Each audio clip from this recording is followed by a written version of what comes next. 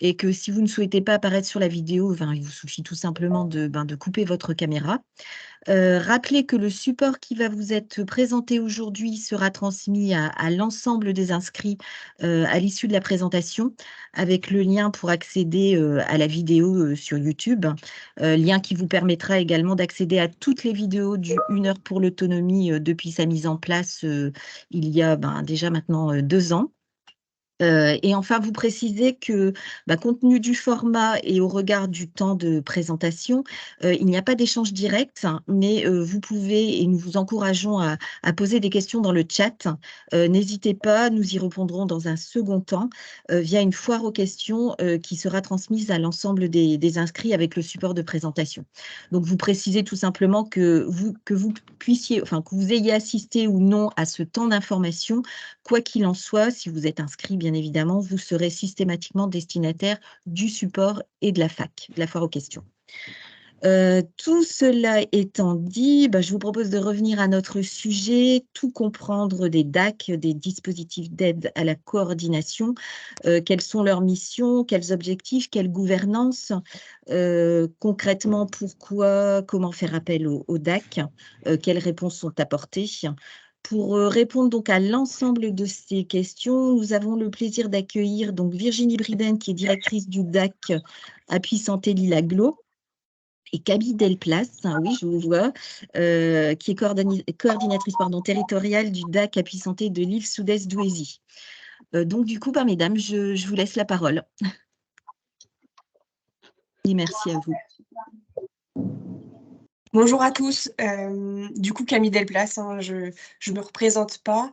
Est-ce que c'est moi qui dois partager le support, Karine, ou... Alors oui, il était convenu avec Virginie que ce serait plus facile pour vous si vous le partagiez, mais je peux toujours être à la main, il n'y a pas de souci. J'y vais, je l'ai préparé, donc comme ça. Est-ce que vous voyez bien tous mon écran? Oui. Oui.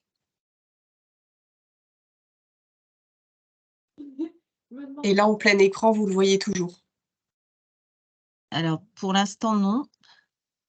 Oui, c'est tout bon. Oui. Parfait.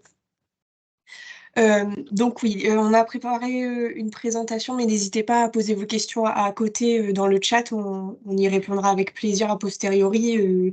On a essayé d'être le plus précis possible dans la description des DAC. Et je vais commencer cette intervention et Virginie poursuivra la seconde partie de la présentation. Donc un DAC... On va vous présenter sur le territoire du Nord comment sont structurés les DAC, au niveau de la gouvernance, comment ils fonctionnent, les missions qu'on va avoir sur le territoire, comment ils sont constitués au niveau de l'équipe, et puis enfin, on sera de manière un peu plus pratique sur des situations qu'on peut rencontrer pour que ça soit un peu plus parlant pour vous. Donc sur le département du Nord, vous savez peut-être déjà, mais il y a 5 DAC présents. Donc, alors, excuse-moi Camille, mais le support a été départagé. Alors.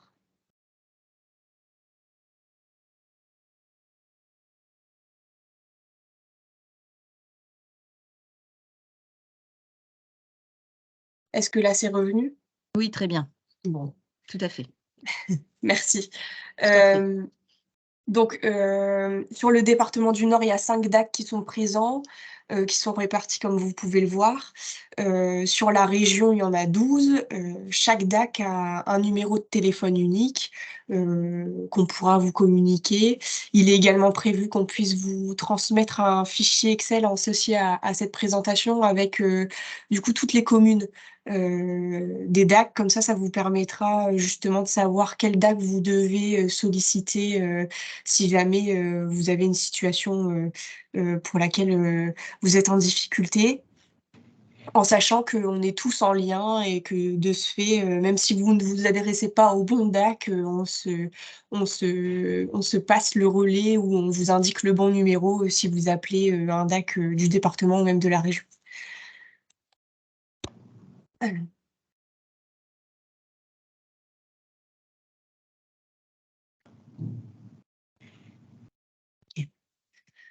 Au niveau de l'historique des DAC, il faut savoir qu'on est le résultat de la fusion de plusieurs dispositifs qui étaient existants historiquement sur les territoires, donc qui étaient les MAIA, les réseaux de santé gériatrique, les réseaux de soins palliatifs, et donc on a eu comme ancêtre la PTA pour certains territoires où on a du coup été transformé en DAC par la suite.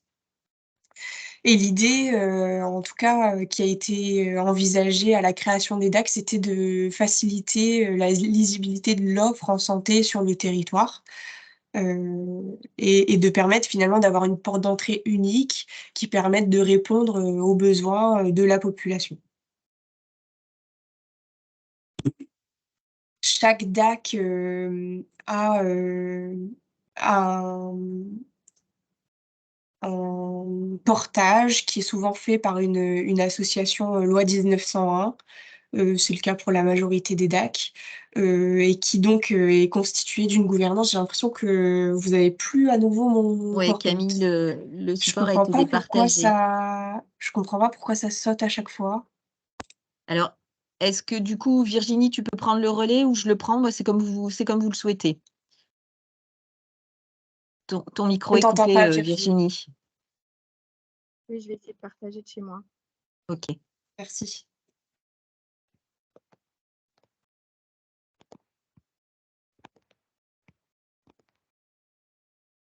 Est-ce que vous le voyez? Oui, parfait. Hop. Ah non, bah non. Voilà. Donc, je reprends après l'historique. Oui, vas-y, reprends à ce niveau-là. Merci.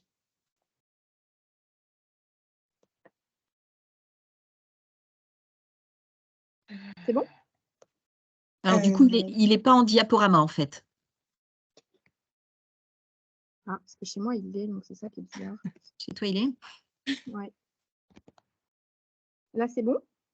Non, il est toujours en format. Mais sinon, c'est pas grave, laisse comme ça, ça ira très bien. Alors, on arrive à lire sans souci. Oui, voilà. Sinon, vous pourrez vous laisser porter par ma douce voix enrhumée du moment, comme ça. On va faire ça. Pour les objectifs du DAC, donc on est sur permettre à chaque personne d'avoir un parcours de santé global et coordonné, et qui se trouve notamment dans une situation complexe. Donc, quand on parle de complexité, c'est une complexité qui est ressentie par le professionnel ou par l'usager directement. Et l'usager en question peut avoir tout âge, toute pathologie, toute situation de handicap, toute situation sociale. À partir du moment où il y a une problématique dans le parcours de santé de la personne, vous pouvez nous interpeller parce que vous vous ressentez en difficulté, parce que vous ne savez pas vers qui vous tournez, voilà. Et donc, en fonction de la situation, on va spécifier la réponse qu'on va pouvoir vous faire.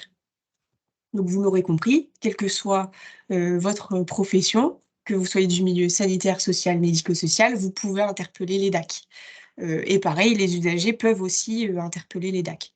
Quand on reçoit une sollicitation, c'est toujours plus simple, si vous en avez connaissance, que ce soit un professionnel qui soit plutôt à l'initiative de la demande, parce que parfois les usagers ne nous donnent pas toutes les informations pour qu'on ait une bonne connaissance de la situation et ne nous exposent pas la même problématique que si c'est vous qui allez nous interpeller. Et parfois, on peut passer à côté de certaines choses. Donc, ou alors vous le doublez d'un mail ou d'un coup de téléphone si vous souhaitez donner les coordonnées à l'usager. Et dans ce cas, on prend tout en compte et c'est aussi plus simple pour nous. Au niveau de la gouvernance, ce que je vous disais tout à l'heure, les DAC sont en majorité portés par des associations avec une gouvernance qui est élue en assemblée générale et qui se veut équilibrée dans le sens où il y a une représentativité d'une majorité de partenaires et de corps de métier au sein de la gouvernance, ainsi que des usagers. De ce fait, il y a en règle générale des représentants d'usagers à minima qui sont présents, ou des associations, ou des usagers eux-mêmes qui sont acteurs de la santé sur le territoire. Les missions du DAC, elles sont de 3 types. Donc, je vous disais, nous, on reçoit des sollicitations, quel que soit l'âge, quelle que soit la pathologie, quelle que soit la situation, et on va spécifier, nous, la réponse qu'on va pouvoir apporter. Elles sont de 2 types. La première, c'est l'information et l'orientation de tout usager ou de tout professionnel sur les missions que va pouvoir avoir un dispositif existant, qu'un professionnel va pouvoir proposer. L'idée, c'est de vous orienter au mieux vers les bonnes ressources sur le territoire qui vont pouvoir répondre aux besoins d'usagers que vous accompagnez.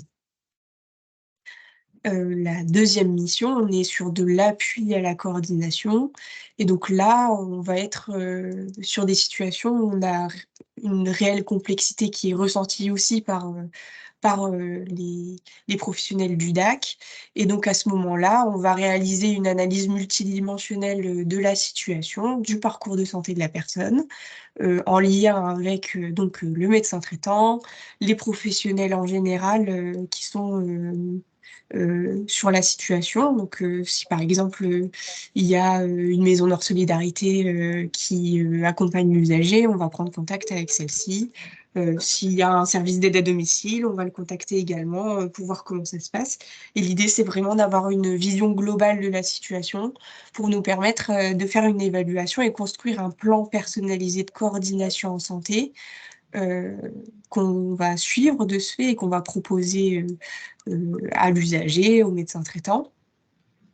Et donc, l'idée, ce sera de stabiliser au maximum le parcours de santé de la personne, tout en agissant en subsidiarité sur le territoire, c'est-à-dire qu'à partir du moment où il y a une structure ou un professionnel sur le territoire qui va pouvoir répondre aux besoins de l'usager, on va aller la solliciter pour pouvoir intervenir auprès de l'usager. Virginie, n'hésite pas à me compléter si tu trouves que j'oublie des choses. Ok.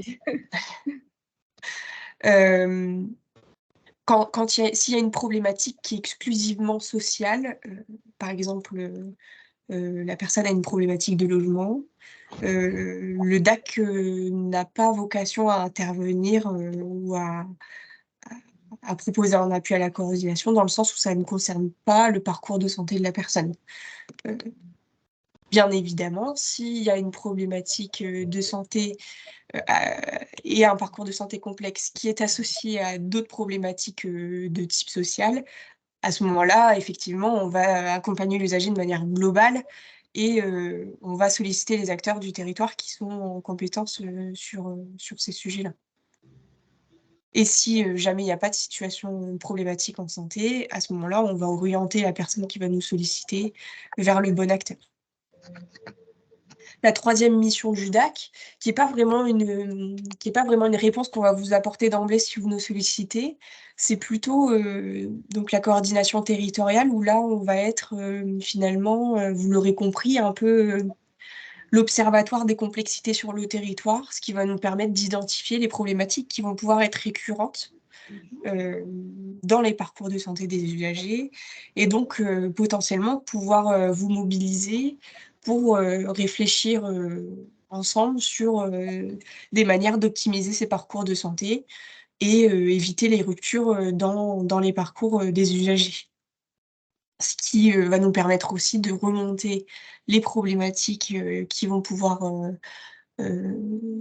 nous sauter aux yeux et être partagées avec les partenaires auprès de l'ARS, par exemple, ou des partenaires qui peuvent avoir un impact sur l'amélioration des parcours en question.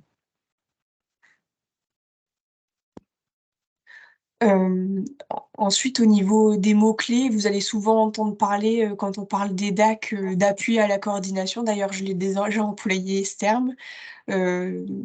Donc, pour être un peu plus clair, parce qu'on sait que c'est des mots, enfin des manières de spécifier notre activité qui sont pas forcément toujours très claires pour tout le monde.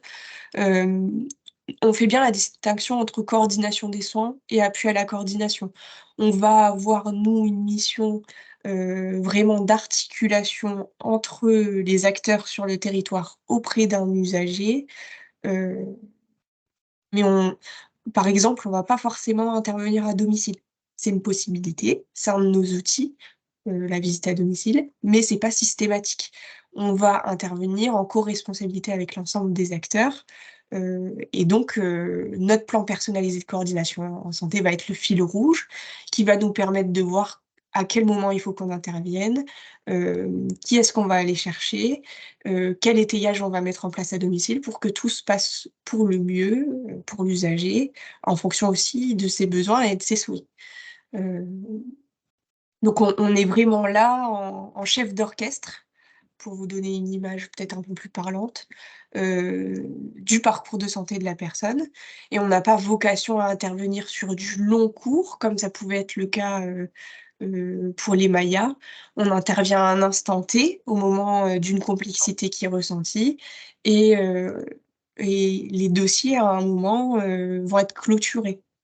On va rester à disposition toujours dans le cas où il y a une problématique qui va réapparaître ou une situation qui va se complexifier, se recomplexifier. Mais on n'a pas vocation à intervenir sur du très long cours jusqu'à l'institutionnalisation, comme ça pouvait être le cas pour les Mayas ou au décès de la personne. On intervient en fait tant que la personne a besoin de nous et tant que les professionnels ont besoin de nous. Voilà. Donc, ça peut être plus ou moins long, effectivement. On a toujours des accompagnements qui sont longs, mais ce que précise Camille, c'est que c'est pas systématiquement, effectivement, jusqu'à l'institutionnalisation si la situation de l'usager est stable, que les acteurs sont coordonnés entre eux et qu'il n'y a pas besoin d'un coordinateur sur la situation. Pour l'intervention en subsidiarité, j'en ai déjà parlé, mais c'est ce que je vous disais tout à l'heure, on intervient, on sollicite les acteurs du territoire qui vont pouvoir répondre aux besoins de la personne et donc aussi assurer un suivi de la situation à domicile. L'appui va être gradué, l'appui qu'on va proposer. Forcément, les besoins d'une personne vont être bien différents en fonction de cette personne, de son entourage, de son isolement, au contraire, et des professionnels qui sont déjà en place. Donc ce sera un accompagnement personnalisé, qui sera vraiment propre à chaque personne. À la fin Virginie vous présentera après des situations qu'on a pu rencontrer, mais ce sont des situations qui sont qui sont bien propres à chaque personne. Et donc, on voulait vous exemplifier un peu les types d'interventions qu'on va avoir, mais on ne peut pas vous donner un modèle type d'intervention qu'on va avoir et qu'on va dupliquer pour chaque personne. C'est vraiment hyper, hyper personnalisé.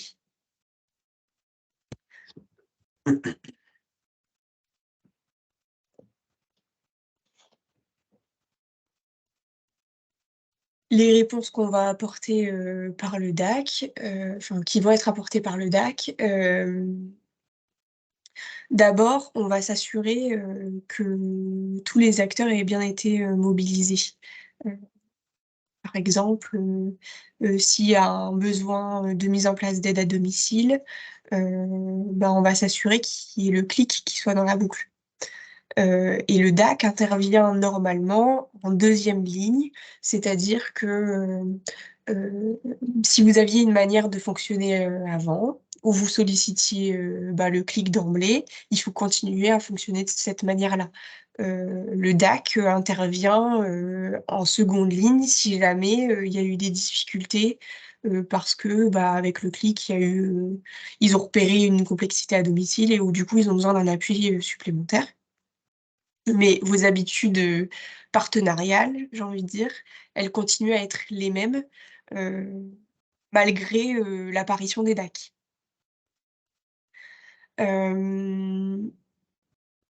Donc, je vous ai dit, on fait une analyse multidimensionnelle de la situation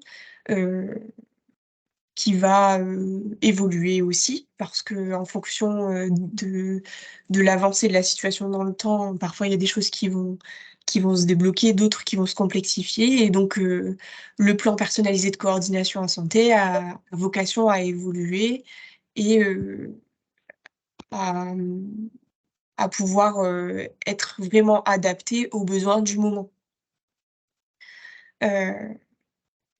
L'intervention, elle se fait forcément avec le consentement de la personne. Donc, on vous invite à minima informer l'usager d'une démarche envers le DAC pour que tout simplement il ne soit pas surpris si jamais on le sollicite, on l'appelle ou on appelle la famille. Voilà, vraiment pour qu'il puisse être au courant et que ce soit pas forcément un frein à notre intervention si demain il reçoit un appel et qu'il n'est pas au courant que le DAC a été sollicité.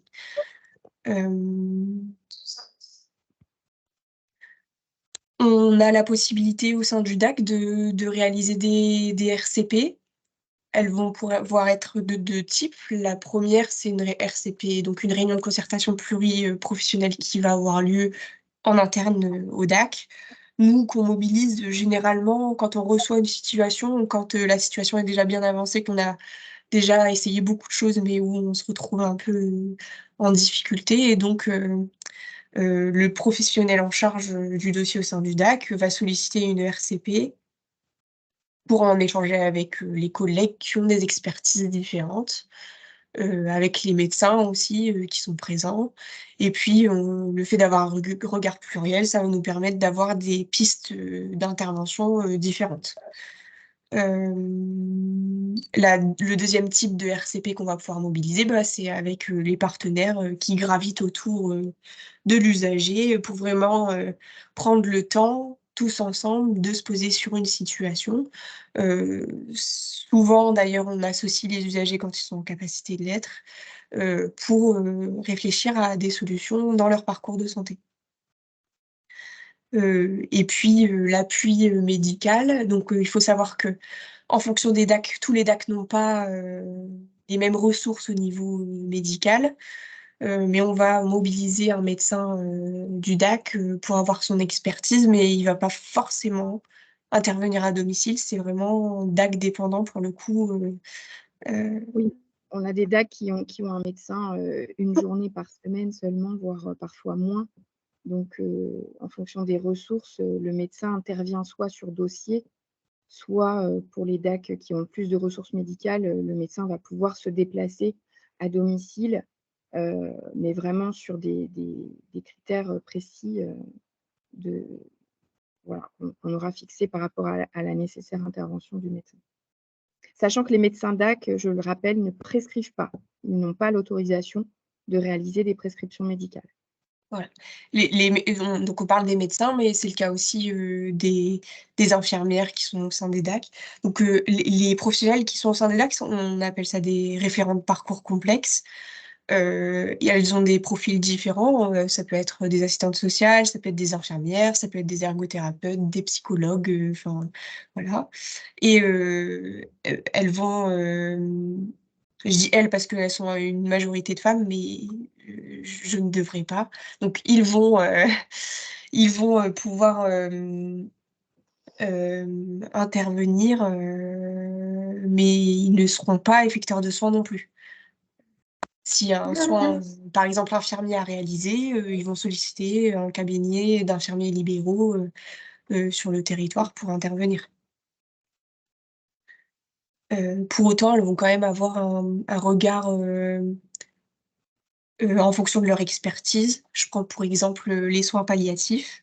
Pour une personne qui est en soins palliatifs à la maison, Les référents de parcours complexes qui vont se rendre à domicile vont avoir un regard sur les symptômes d'inconfort, par exemple, de la personne, et vont pouvoir solliciter le médecin traitant ou le médecin spécialiste en lien avec le patient, et donc pour mettre en place le traitement nécessaire pour que le patient soit le plus confortable à la maison. Voilà. Donc au niveau de l'équipe, donc il y a un temps de médecin coordinateur qui est garant de la politique médicale du DAC, et un coordinateur territorial, mais ça je vous ai déjà expliqué les missions qu'on pouvait avoir. Les compétences sont assez variées parce que même au sein même des profils infirmiers, ils ont des expertises différentes. Il y en a qui, vous l'aurez compris, ont des spécialités plutôt en soins palliatifs, d'autres en gériatrie, d'autres en dicto, d'autres en santé mentale, d'autres plutôt dans l'enfance. Enfin, voilà, ça va être très très riche, d'où l'importance parfois de se réunir en RCP pour pouvoir échanger sur des situations qui nécessitent un regard pluriel.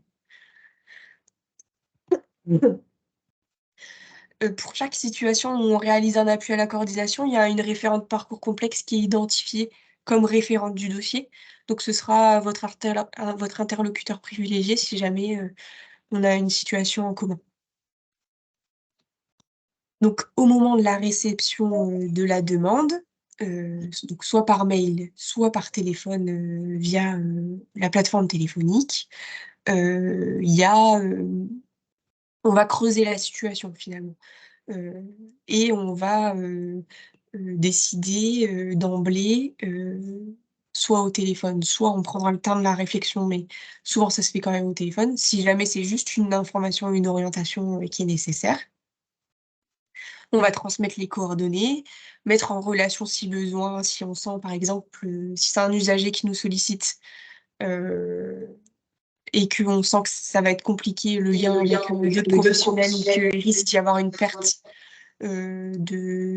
de cet usager ou de cette famille qui est en difficulté dans le parcours de santé. On va le mettre en relation, donc on va nous-mêmes parfois solliciter le partenaire pour qu'il puisse recontacter la famille ou l'usager en question, et éviter du coup qu'il se retrouve en difficulté dans l'ensemble des partenaires qui peuvent exister sur le territoire, ou qui soient que l'orientation soit bien faite et qu'on puisse vraiment éviter de perdre l'usager dans les méandres du système de santé. Ensuite, donc ça c'est l'option, on fait une information ou une orientation. La deuxième option, c'est on se rend compte qu'il y a besoin d'un appui à la coordination. Donc c'est ce que je vous disais, on fait une évaluation de la situation, souvent à distance dans un premier temps, et ensuite en visite à domicile si c'est nécessaire.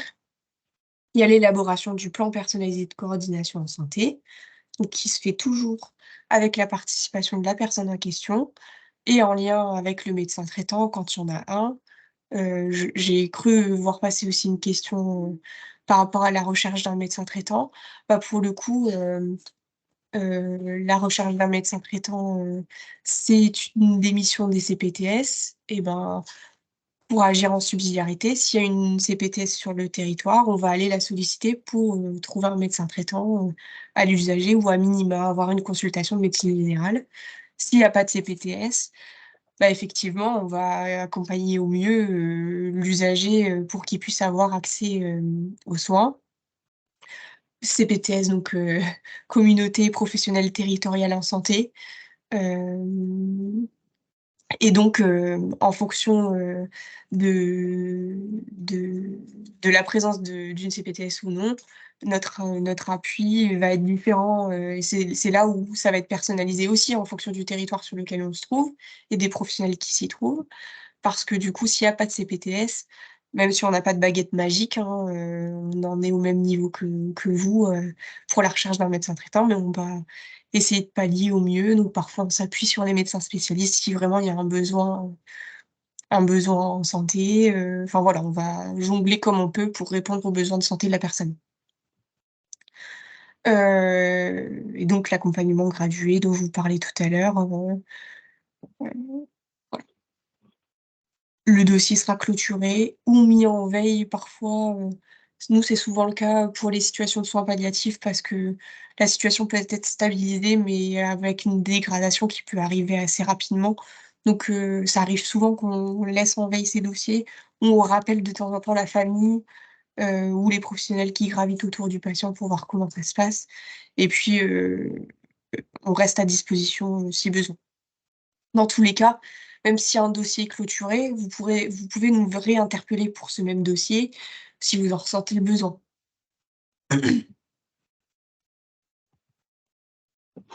Hem, Si tu en as terminé, Camille, je propose qu'on passe, du coup, à des illustrations concrètes. je te laisse la main. OK. Donc, bonjour à tous, je suis Virginie Bridon, je suis responsable du DAC, Appui Santé Lille-Agglo, donc sur le territoire de Lille intramuros et on va de Quesnoy-sur-Deuil à la Bassée, en couvrant les web. Donc, voilà, Camille vous a expliqué notre intervention en pratique. Donc, lorsque vous formulez une demande d'accompagnement sur une situation qui est complexe ou que vous estimez être complexe, effectivement, le référent de parcours va analyser la situation, souvent avec vous, en vous demandant des compléments d'information, et ça va pouvoir conduire à différentes réponses que je vais vous illustrer au travers des cas concrets qui vont suivre. Donc, le premier exemple, c'est une situation sur laquelle nous avons répondu par une information aux professionnels. Donc, nous avons été sollicités par une infirmière coordinatrice d'un centre de soins concernant un patient qui était en fin de vie à domicile, mais dont le logement n'était pas adapté à l'intervention de l'HAD, c'est-à-dire qu'il n'y avait pas de possibilité d'installer le matériel, le lit médicalisé, etc. Le logement était très exigu et ne permettait pas ce réaménagement-là.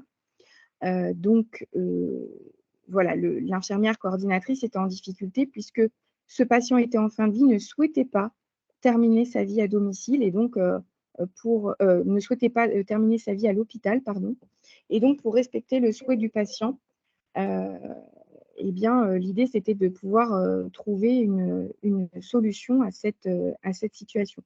Donc, le référent de parcours qui a réceptionné la demande a analysé la situation avec l'infirmière coordinatrice du centre de soins pour vraiment bien comprendre quelle était la situation de l'usager et quels étaient ses besoins.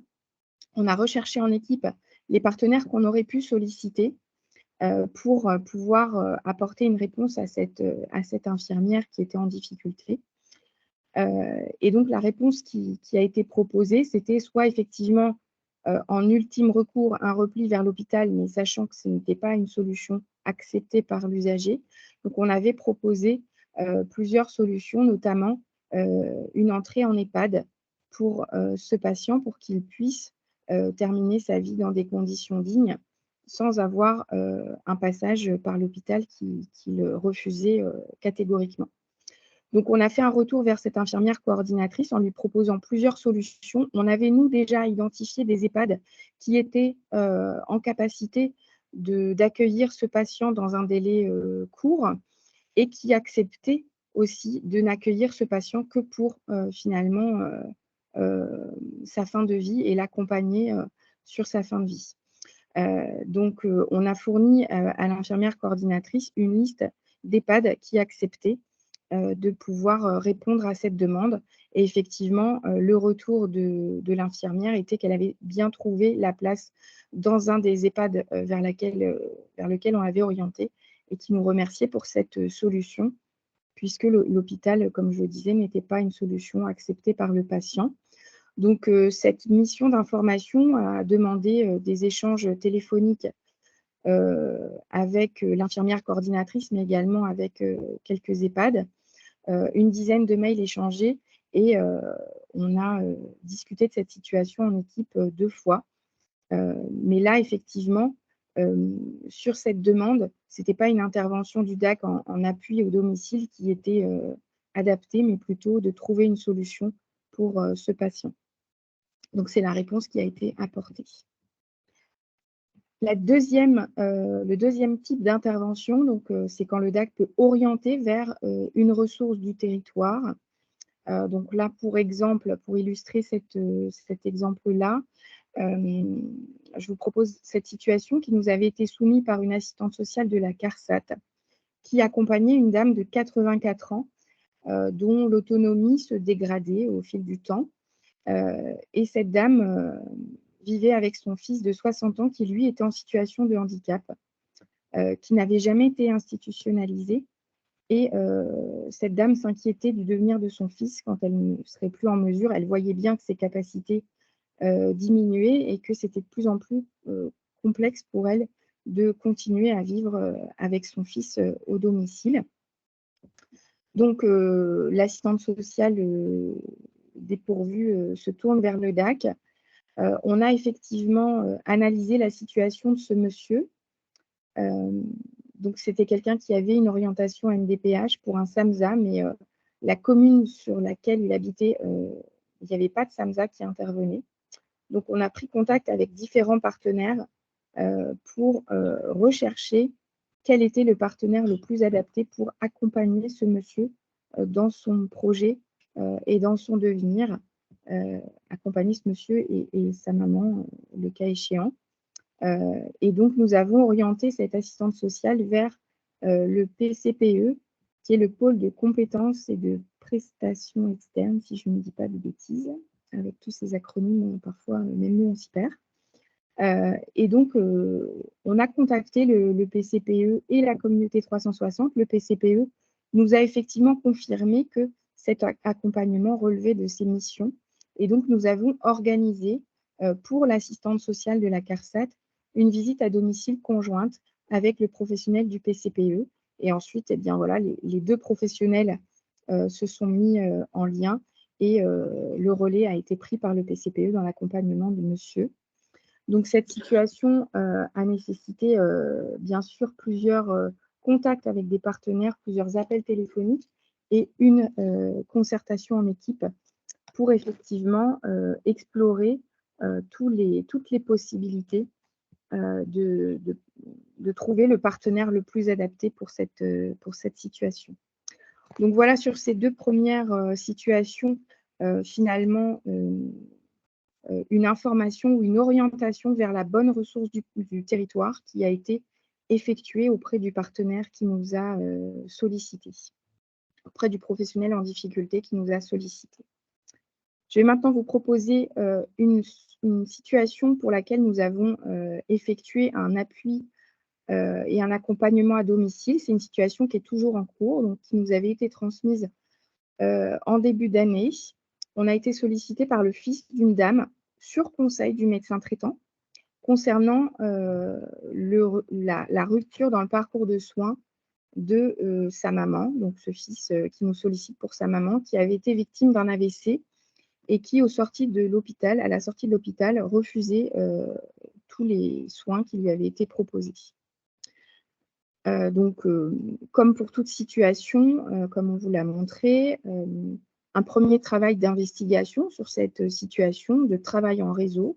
On a contacté les différents partenaires, on a fait le lien avec l'hôpital pour avoir effectivement les courriers médicaux, savoir ce qui avait été préconisé pour cette dame en sortie d'hospitalisation, comprendre aussi pourquoi cette dame refusait ce qui lui avait été proposé.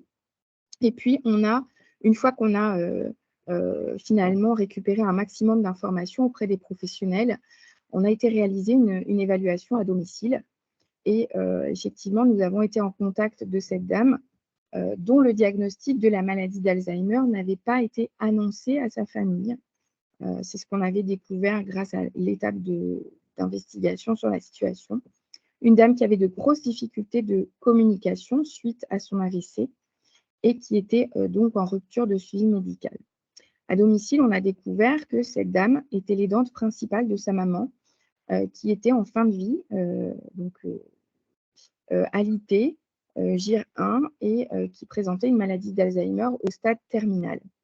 Donc, évidemment, la situation de cette dame de 47 ans, qui était l'aidante principale de sa maman, la situation médicale compliquée de cette dame faisait que, effectivement, là, elle ne pouvait plus être aidante de sa maman comme elle l'était auparavant. Et on a découvert également que cette dame était maman d'un fils de 14 ans qui présentait un trouble du spectre autistique pour lequel cet adolescent était bien évidemment suivi.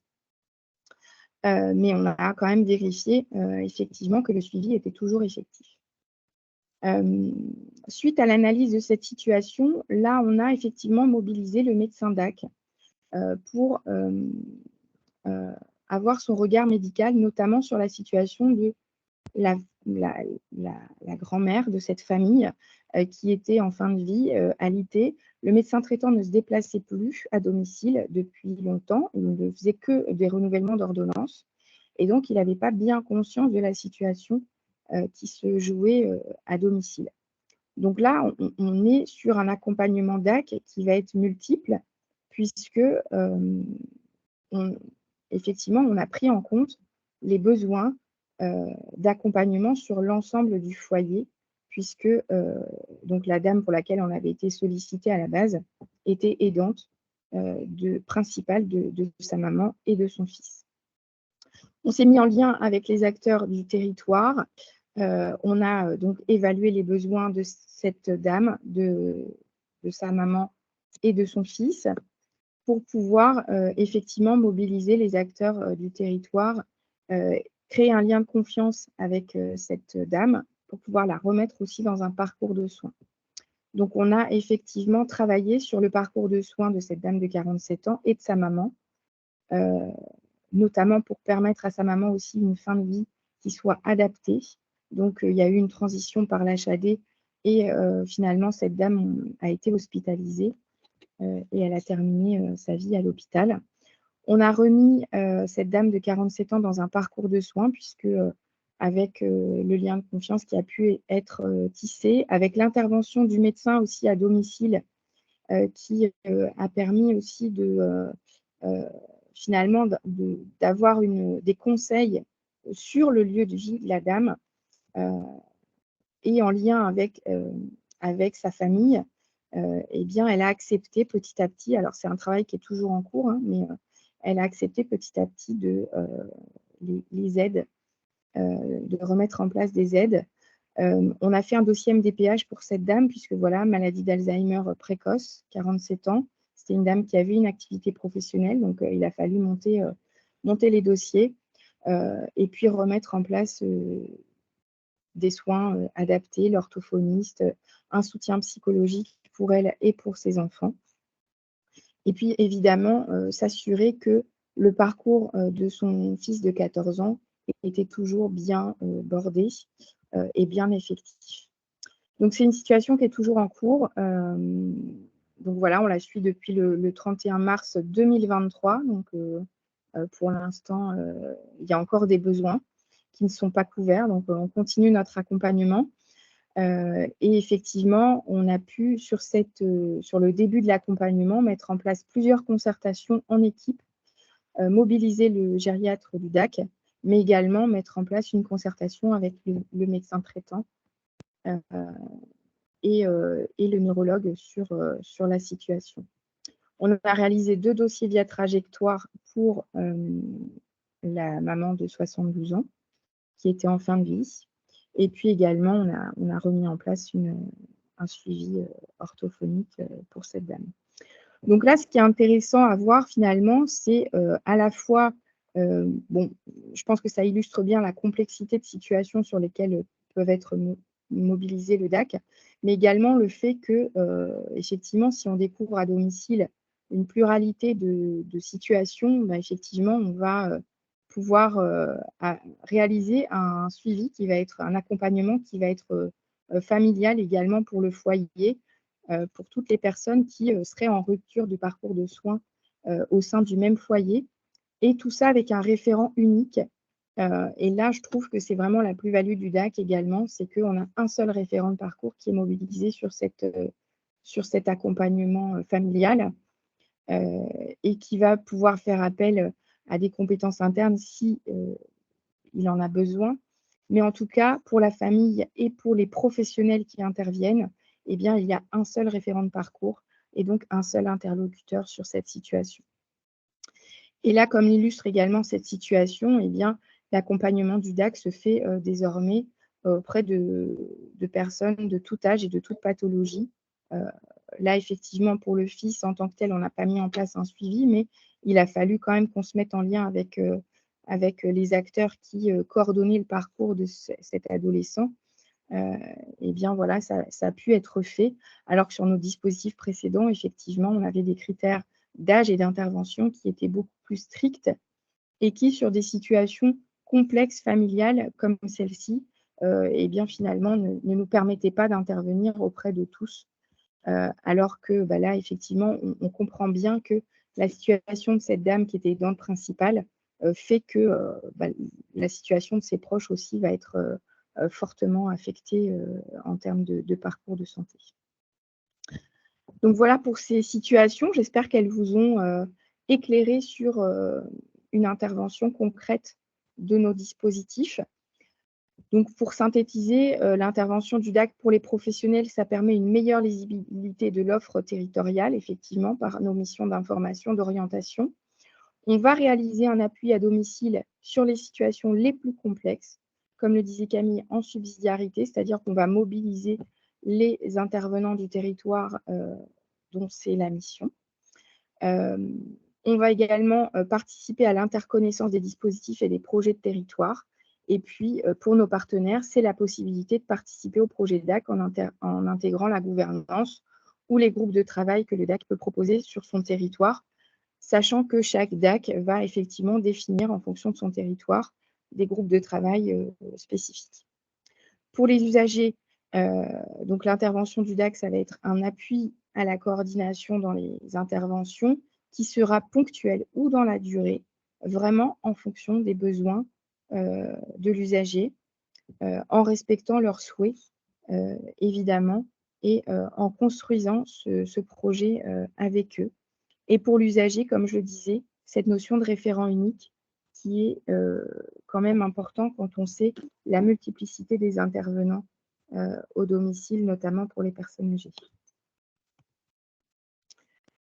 Donc, comment faire appel au DAC? On vous a remis tous les contacts des différents DAC du département du Nord, avec pour chacun le téléphone et le mail générique. On rappelle que les DAC n'interviennent pas sur des situations qui relèvent de l'urgence vitale ou des situations qui sont jugées urgentes. C'est-à-dire qu'on n'a pas la capacité, si vous nous appelez, à intervenir dans les 48 heures ou même dans la semaine. Donc vraiment, je vous invite à anticiper. Alors, on sait que toutes les situations, on ne peut pas anticiper sur toutes les situations une dégradation, mais quand vous sentez que ça commence vraiment à être compliqué, n'attendez pas le dernier moment pour interpeller le DAC, parce que voilà, on a quand même des délais d'intervention.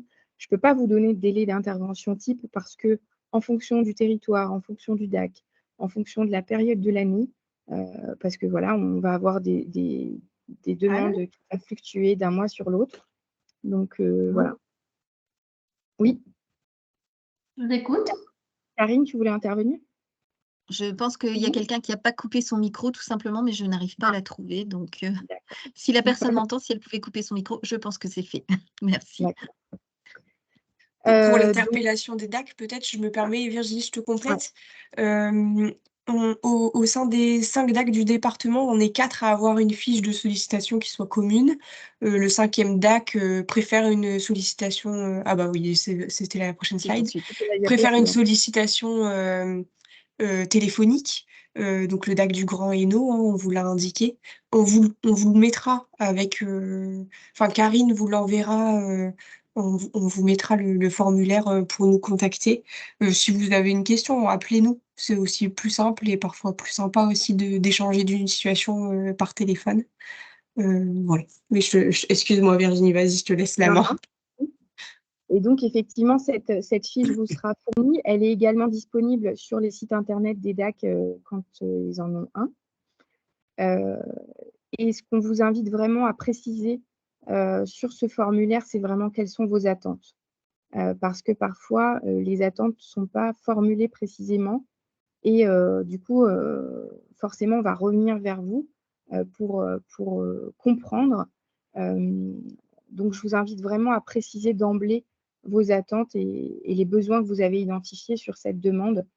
Ça fera gagner du temps à tout le monde, je pense. Et ça nous permettra aussi d'aller rapidement à l'essentiel dans la recherche d'informations sur la situation. Donc voilà, tous ces éléments-là vont vous être transmis avec la présentation. Comme le disait Camille, le fichier Excel avec le répertoire des communes, c'est-à-dire si vous cherchez, je ne sais pas, sur Herzl, par exemple, qui est le DAC référent, et bien effectivement, grâce à ce fichier, vous pourrez retrouver le DAC référent. Vous aurez également les coordonnées et puis ce formulaire à utiliser si vous souhaitez nous orienter une situation ou nous contacter directement par téléphone pour le faire. Voilà. Merci à tous et toutes.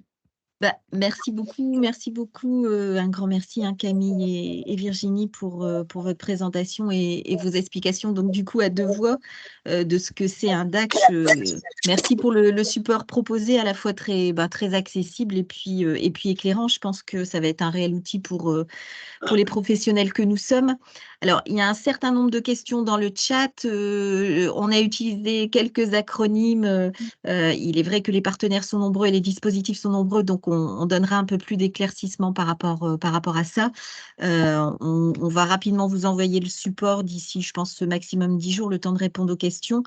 Et donc, on vous enverra également le lien pour accéder aux vidéos. Donc, de nouveau, un grand merci à vous deux. Une dernière information, en tout cas pour les participants, avant de vous quitter. Donc, compte tenu des vacances scolaires, le prochain 1 heure pour l'autonomie aura lieu le 20 février. Donc, il va porter sur les aides à la scolarisation qui dépendent de la MDPH. Donc, du coup, je pense vous avoir tout dit. Je remercie de nouveau nos deux intervenantes et puis merci pour votre présence. Et je vous souhaite une bonne journée. À bientôt. Bonne journée à toutes, à tous. Bonne journée, Bonne merci journée. pour votre écoute. Merci. Merci Virginie.